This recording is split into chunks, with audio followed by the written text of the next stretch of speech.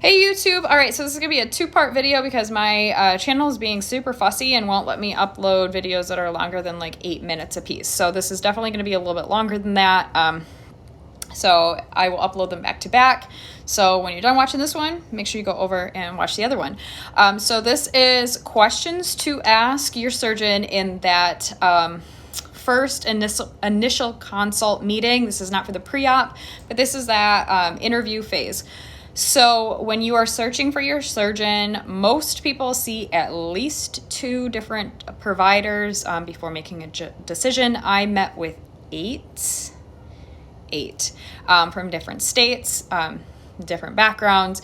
So remember, when you go into these meetings, you are hiring them. I know that that can be like a little bit of a gray area, having a physician walk in and that their prestige level kind of drowns that out, and maybe it might not feel that way.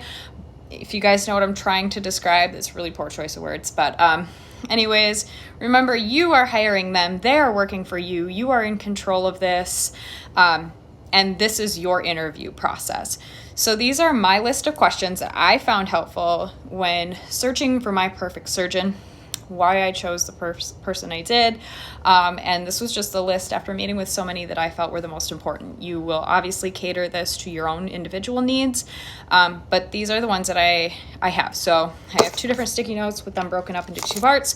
So we will just jump right into it so we don't waste any time. So the first thing is credentialing. Are they credentialed? I don't care which country you're going to. It could be Dominican, it could be America, it could be Europe, it could be Mexico. Wherever you're going, make sure your surgeon is board certified in their country. For me, I chose to have a dual board certified surgeon.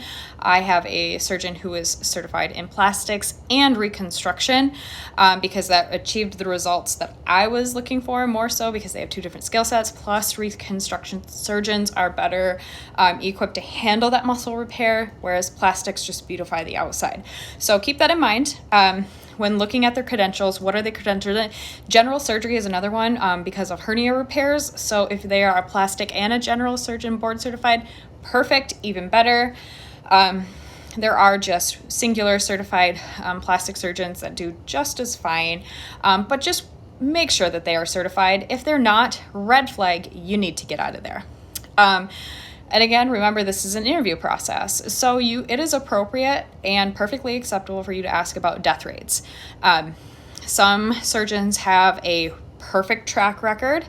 Some do not. There are reasons why it could be completely out of their control, but to have that transparency between you and your surgeon and that understanding is good to know. So ask them what their death rate is.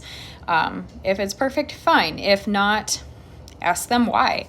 Obviously, HIPAA is going to prevent them from stating exact, but they can at least explain, a little bit there.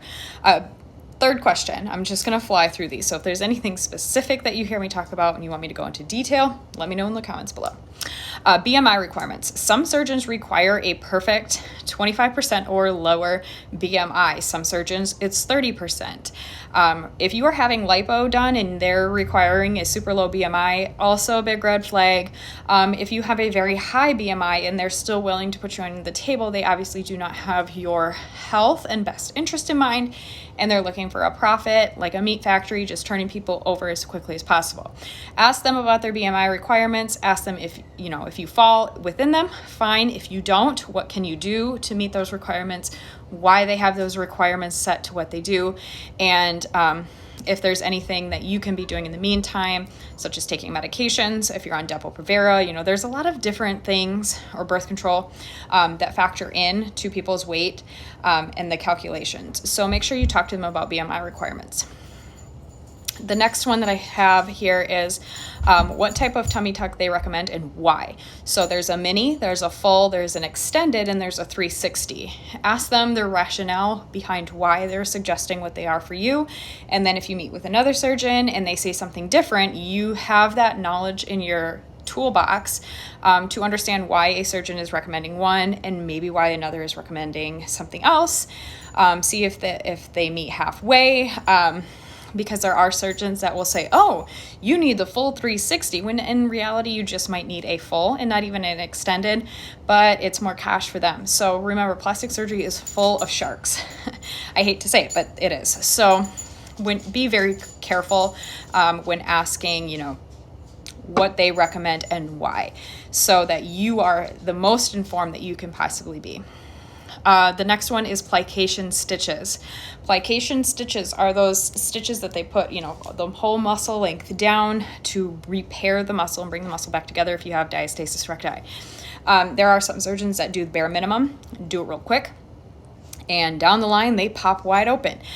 So you want to make sure your surgeon is knowledgeable, which is why I chose the dually credentialed reconstructive surgeon with plastics, because plastic surgery, again, just beautification. Somebody that has a different set of skills is going to do a little bit more. Not necessarily the case, but it is something to consider. And so how many plication stitches do they use on average to hold the muscle together? What type of stitch do they use? And do they use stitches that are going to lie flat and be internal, or do they use external where you can actually feel them? There are some surgeons that just tie off knots because it's super easy and they're kind of lazy. And so they have these bumps on your stomach for the rest of your life. Not something I wanted, so that was a big thing for me when I asked about stitches and internal stitches. And this is a good time to ask them to see their portfolio. If you have a surgeon that throws Instagram pictures up, they're probably heavily edited, so keep that in mind. My surgeon did not share any of his patients before and after photos. I had to go in and see them personally, and this was because he's not there to brag or boast. He's a reconstructive surgeon, so he showed them, he was confident in his work, and he showed them to me when I arrived. Seeing their portfolio with real photos that are untouched and unadulterated by social media and beautification processes are a huge thing for me on my list. So ask to see their portfolio. Ask them where they operate. So this is a huge one, and I'm running close to that 8-minute mark, so I'm probably going to carry this into part 2. So we will talk about the operating stuff in the next video. This might be part 3, so I don't know. But anyways, we'll see. I'll see you in part 2.